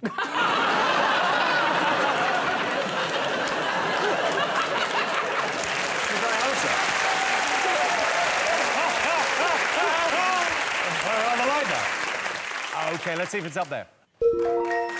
Yes, it's Extinction Rebellion. You might be thinking, how long can these protesters stay camped out in central London? Haven't they got jobs and homes to go to? No, they have not. Okay, fingers on buzzers. Rob's team. Is it the marathon? The thing with the marathon is, right, it's annoying when someone runs it because you have to donate. If someone goes, I'm running the marathon, here's my Just Giving page, you've got to get in early, right, with like £5 or a tenner. Oh, 'cause interesting. absolute big dick swinging idiot bangs up, doesn't go anonymous, bangs up 150 quid. There you go, mate, such a great cause. Fuck off! My £5 looks shit now. So you've got to get in early.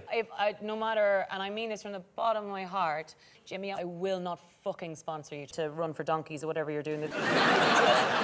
I ran it a couple of years ago for a type 1 diabetes charity. But I am type 1 diabetic, so I will see the money eventually. It's sponsored by Virgin Money, so Liam, that's you, isn't it? Tell him, you fucked, didn't you? I fuck. Is that a virgin? You've had sex, haven't you, Liam? Yeah, I'm not a virgin. 3 times? Twice. Way! I want that to be the name of your next baking book. Fuck. Always makes me laugh when I watch it. Sometimes you see everyone dressed up, I just imagine that people have been out on an all-nighter on a fancy dress party and stumble out, and then they're in it. And they're not actually doing that for charity, they've got caught up in it and run the race. Having run one, that can be quite demeaning. I was overtaken by a man dressed as a padlock. Sort of a low point. And then immediately after that, I had a bottle of water and a bottle of Lucozade Sport, and I needed to cool down. And I got the wrong bottle and sprayed Lucozade Sport in my face. That had a really sticky face, and I was chased by one bee for 6 miles.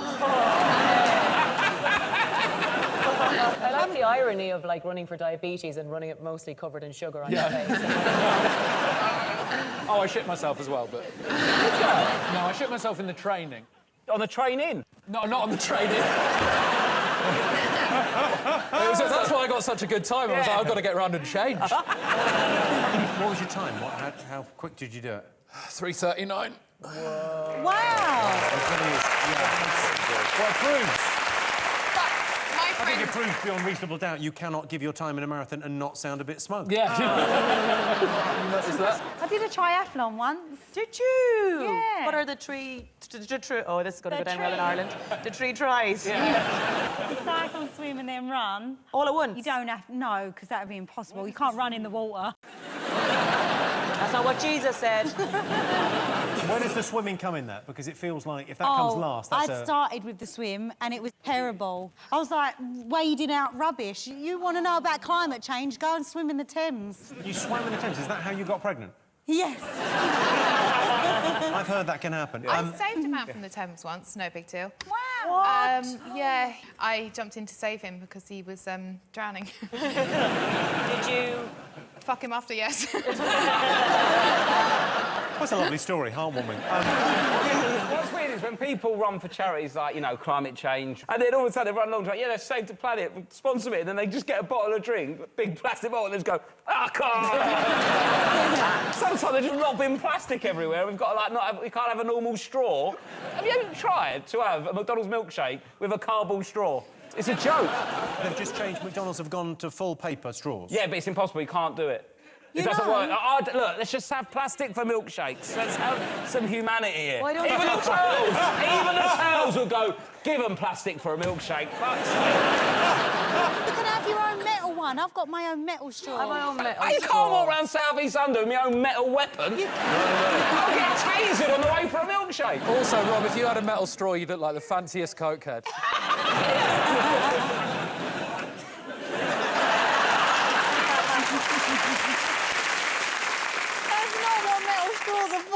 You're ruining the reputation of metal straws. They're better than that. They're not just for Coke. Well, I can tell you the London Marathon is not one of the most talked about things this week. I love the London Marathon. It's the only time of year where you can watch 1,000 white people chasing some black guys and not worry about it being a hate crime.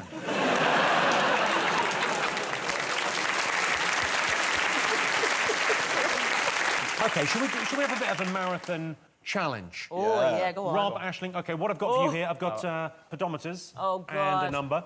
OK, numbers on, and then pedometer on, I think, probably forehead.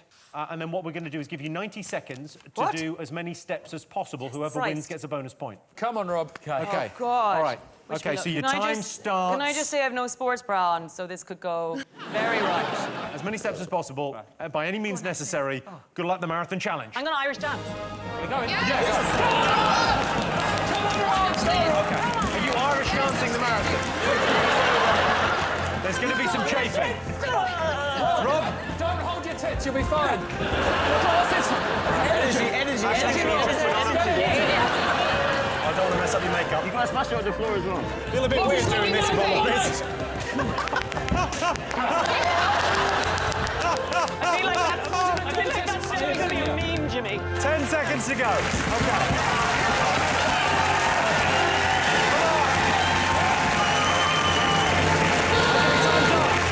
Time's up. OK, take a seat. OK, so I've got Aisling. Thank you very much. No problem at all. Rob? Cheers, mate. OK. That's why I need warming up in here. I needed my highlights done anyways. This is actually what they use for my teeth when they do a filling.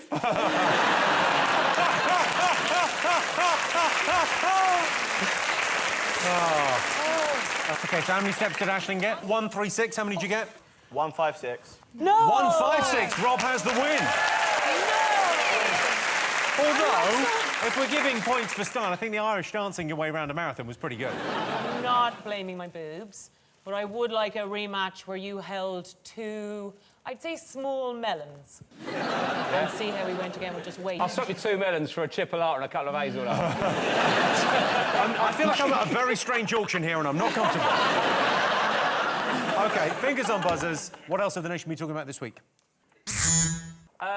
What are they talking about? The state visit for Donald Trump. Oh, yes. He's getting the full bells and whistles. The whole No, thing. but he's not, is he? No? Because she's got the painters in. What?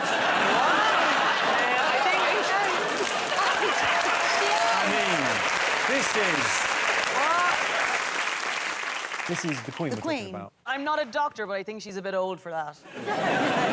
She's having the work done, isn't she, to her house? What's she having done to her house? I don't know, I reckon painting, scaffolding, just doing it up the West Wing, I think it's called. So she said he can't come.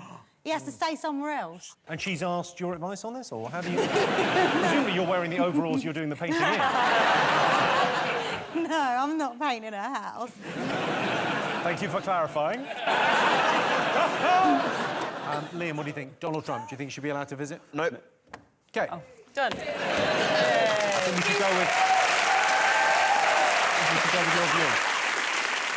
I love it when the Queen gives Trump shade. Do you remember last time with her outfits? Like, there was one day where she wore that badge that Obama had given her. I'd love if this time she just, like, throws off her cloak when she arrives and she has a T-shirt saying, "The pussy's grabbed back."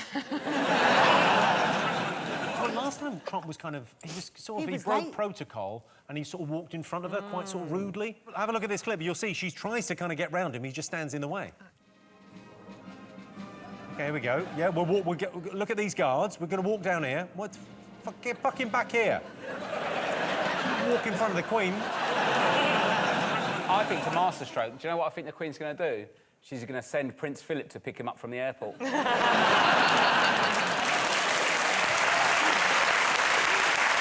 They're taking him to Portsmouth, though, aren't they? Oh. He's coming over and they're going to Portsmouth. It's like offering someone a tour of your house and starting inside the bin. Hi, people in Portsmouth. I think he's coming over, though. I know what he's up to. Oh. Hadrian's Wall. Wants to have a look at it, doesn't he? There's not many walls left. There's, you know, because out of all the walls, because he wants to build a wall. Great Wall of China. Chinese Wall. That's a big one. Yeah. Chinese Wall. Chinese Wall. It's not called the Chinese Wall. It is in my house. The Chinese Wall is where you order Friday night dinner from. Well, that China, and then Berlin's gone, isn't it? Berlin's gone. That one's gone. Well done, mate. What's left after that? Adrian's? Wolves Viennetta? Adrian, yeah. Oh, actually, I've got 2 kids, and that blimp of him as like, a big baby, it put me off, like, going for a 3rd kid, because if I had a little boy, it'd be that.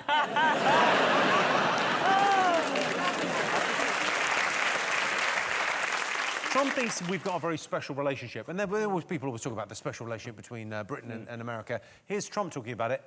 He's making it sound like something terrible happened between him and Theresa May. I would give our relationship with the UK, and now, especially after this 2 days, with your Prime Minister, I would say the highest level of special. Now, am I allowed to go higher than that? I'm not sure. But it's the highest level of special. They're very special people. It's a very special country. And as I said, I have a relationship because my mother was born in Scotland. Do you know what upsets me most about that clip? I'm wearing the same outfit as Theresa May. Oh, my God. Yeah.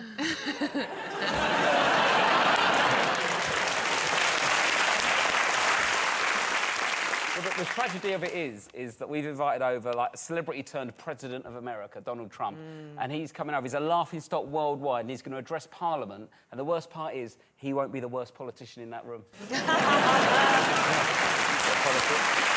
What do you like the look of? Well, that's me. Yeah. Oh, it's Liam. And we're going to go for Liam, the picture of Liam. OK. So most people think being good at baking is sexy. True or false? Baking's sexy. Yeah? Especially if you bake with, like, dark chocolate. What's the sexiest thing to bake then? If you were, you know, If I was sliding into someone's DMs. If you were sliding into someone's DMs, I'm going to bake you a cake. What cake do you bake? I'll go chocolate caramel. Stop it. Yeah. And then probably, like, candied hazelnuts on top. Yeah. 4 layers. Yeah. That's just dessert, though. There's dessert after, but can't talk about that. You have 2 desserts? I think he's talking about shagging. Oh. I was genuinely more turned on about the fact there'd be 2 cakes to eat. I'm so excited. Would you say something sexy while you're baking? Would you be like, hey, does this make your lemon drizzle?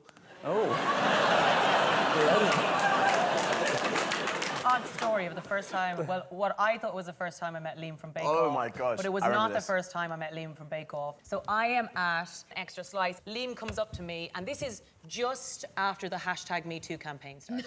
Where's this story going? Exactly. Liam comes up to me and goes, "You showed me your bra once when I was a kid." Yeah. And everyone around me's like, and I'm like, no, I don't. What did I? How? What did I do? And then you were like, yeah, you lifted up your top and showed me your boobs. Yeah.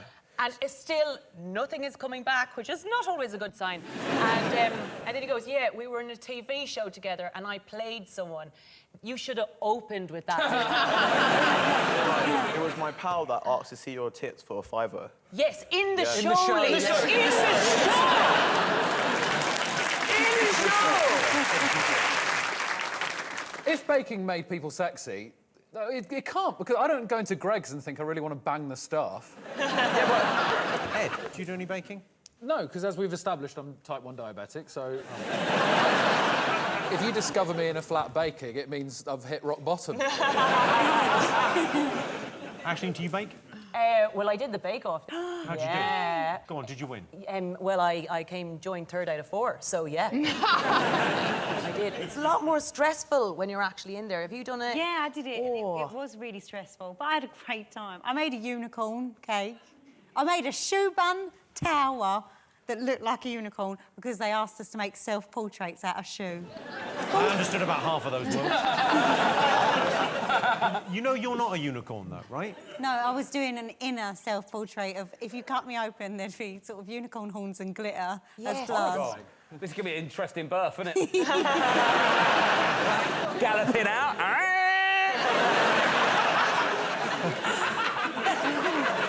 How about you, Lou? Do you bake? Badly, yeah, really badly. But I am sexy when I do it. Lou made me a pizza once. Was it nice? No, it was absolutely awful. Yeah. It tasted of nothing and everything. Yeah. Sexy! So what do you think, true or false? People think baking's sexy? People think it's quite sexy, I think, don't you, Liam? You're the expert here. Liam? Yeah, go for it, yeah, true. You think true? OK, what do you think, Aisling? I think we're going to say false. OK. Well, I can tell you the answer is true. 67% of people think baking is sexy. Yeah.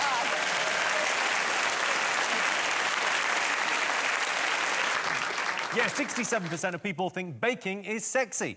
I agree, my mum's amazing at baking and she's hot. Proper MILF.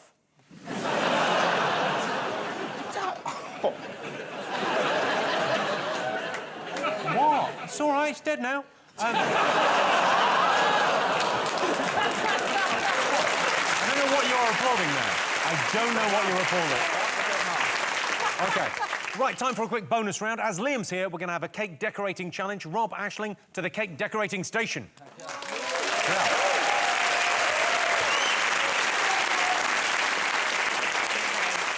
Now, your task is simple. Use the ingredients in front of you to create a cake that's a self-portrait. Rob, you can definitely do a self-portrait. The shape and colour's exactly the same already.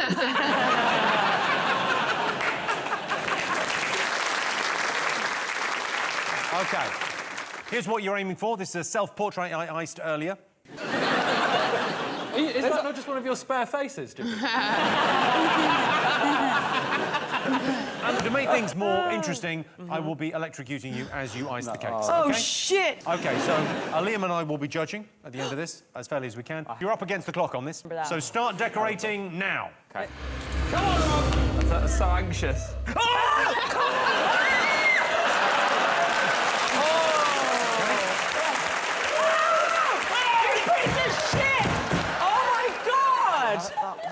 This is very therapeutic. Oh, my bloody It's so horrible. lads. I'm...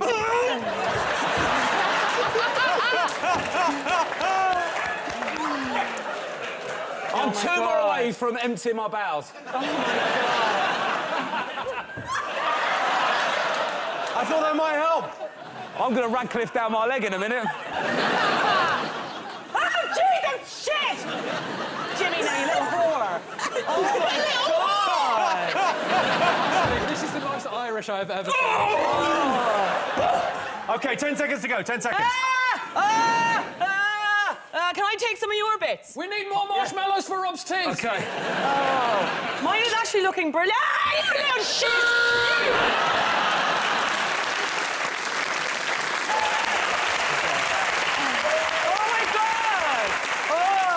Let's take a look at your cakes. So therapeutic. Are you all right? I don't know. I think I'm like, thank Jesus. I would say, actually, that was maybe the best swearing I've ever heard. So, Rob, take us through your cake. Just turn it round there. OK, perfect. And let's take a look at Aisling's. This is... Aisling, can I ask, were you in the Mighty Boosh at some stage? Rob, could you hold that up against Aisling's face so we can see? I mean, it's pretty much identical. Thank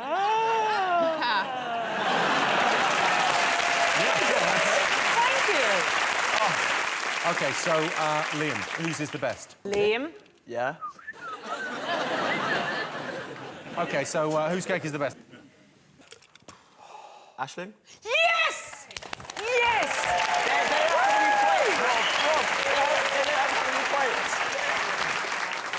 How's that lost?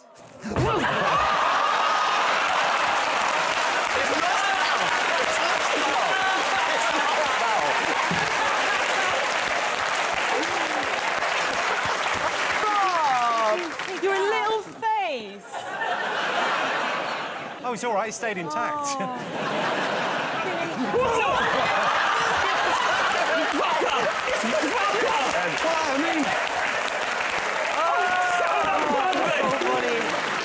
Best way to surprise your other half.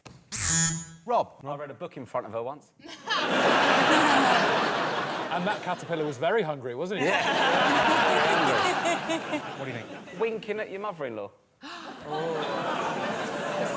Throws everyone off. It's got a very good wink. It's only a South London thing. Yeah, I think generations ago, people have done deals with that wink. It's been passed down from... Oh, no, that's not just a South London thing. That's a very Irish thing as well. That's because condoms in Ireland were illegal until, like, a ridiculous time. So when you went into the chemist, you had to ask for some paracetamol. Oh, I thought you meant you just got the end of your knob to wink and no cum came out. Liam, are you in a relationship? No. Uh-oh. No, but... Sound like there might be a bit of something going on there. There is. Aww. I'm seeing someone. You're seeing someone, but you're not in a relationship. Yeah. It would be a great way to surprise them by announcing it on television. What camera? Camera one. Would you be my girlfriend? If that goes out, then you're in a relationship now. Pretty much. What's her name? Full name? Mary Berry. Oh, I could do that one. Where does she live? She doesn't actually live in this country. She lives in the US. Oh, she's made up. Oh!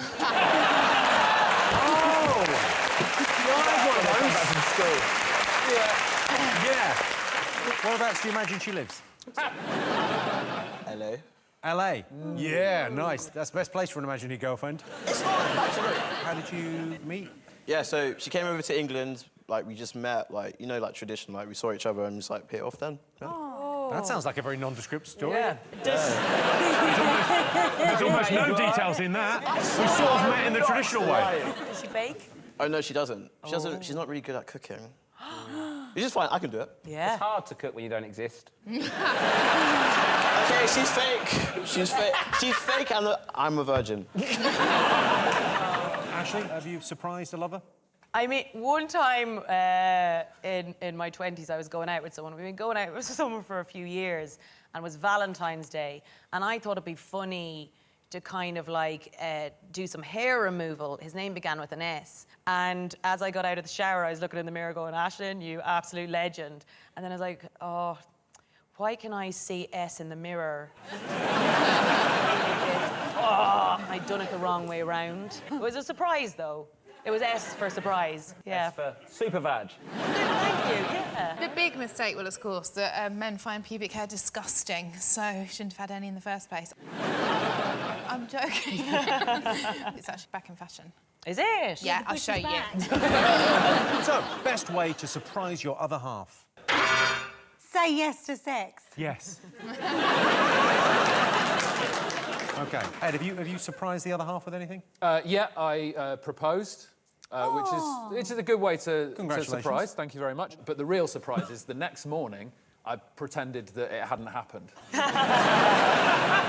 Just denied all knowledge of it for about an hour. She thought she was going mad. It was brilliant. A little bit of gaslighting, always fun. Where was the proposal? Was it a restaurant? Was it... Japan. Japan is good. Wow. That's Yeah. classy. Well, it depends where in Japan, doesn't it? Yeah, it was the Hiroshima Memorial.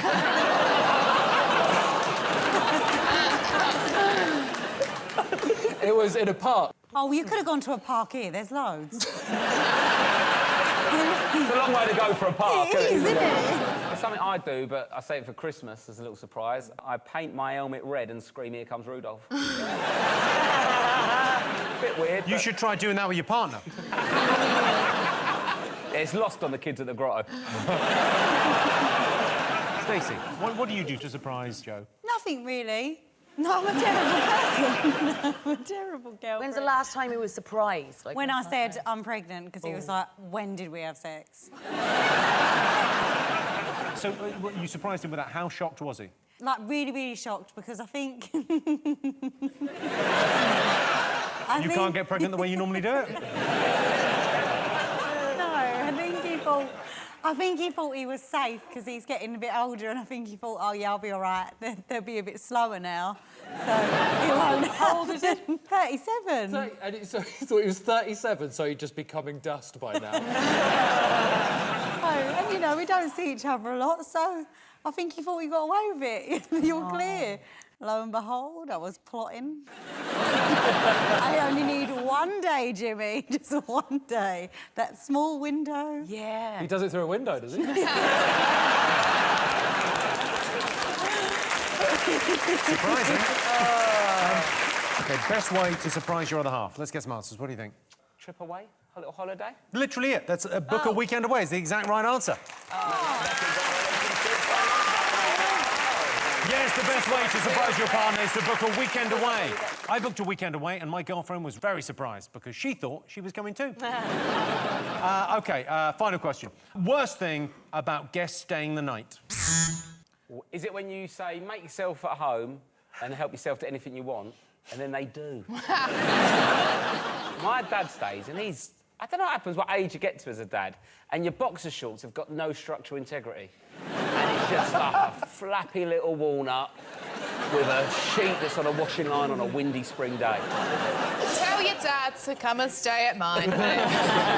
What do you think, Ashley? Is it when they're worried that you're filming them? I don't know what it is. That actually happened. You know that happened in an Airbnb, that a whole family was getting filmed by the host.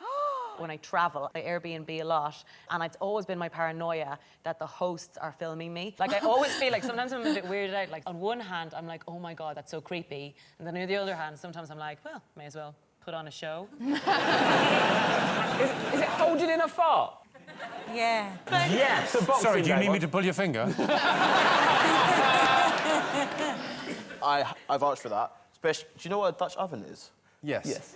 I feel like I really don't want that to be a recipe in your new book, Liam. I like a good fart, especially like the loud ones that have like loads of depth of like smell and that. So I can't. It's honestly really... like you're describing a loaf right now. This is the idea. OK, please go on. Yeah, so I normally like top and tail with my pals or whatever if they stay at mine. So I can't really fart that much if they stay in my bed. When your friends stay over, you top and tail? Yeah. That's called a 69, Liam. Because my bed is pretty big, isn't it? So I'm not like, oh, you can sit on my sofa, because my sofa's a bit tired now. Have you not got a floor? Yeah, but who wants to sleep on the floor? I'd rather that than your stinky ass in my face. How does your sofa get tired? I mean, what does it do all day? I mean, do you know what? It's like, how old is it?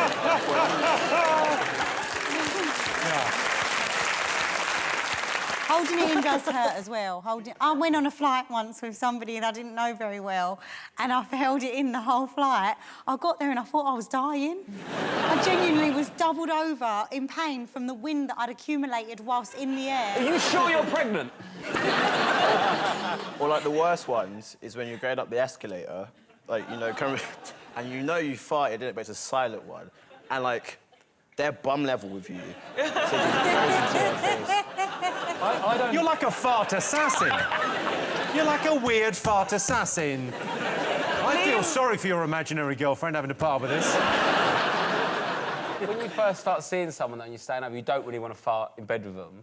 So, like, you have to hold it in. I remember I tried to hold it in for hours and hours, and I was like, well, I'm going to have to go to the toilet, because they had like there's a flat share, which had like an ensuite room. So like, I was like, how am I going to do this? So what I did is, and I've still used it to this day, if you just pull your arse cheeks open, it just sort of just whistles out of it. It feels like you're depressed.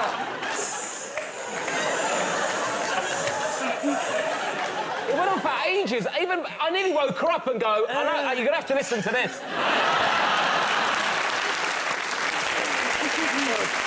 OK, let's get some answers on this. Worst thing about guests staying the night? Is it when they leave reviews? Is it when they won't sleep with you? Yeah. Is it having to make conversations with people when you think, actually, I don't know what to say to you, even though you're my brother? I think you might not have planned for this, and the longer it goes on, the angrier you'll get. Oh. They stay longer than they should. Getting them to leave. Yes. Yes. That's exactly it. Yeah.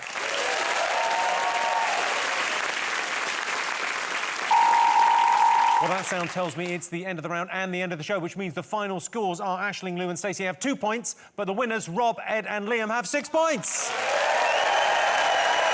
Thanks to all our panellists, our wonderful studio audience, and to all of you for watching at home. That's it from us. Good night.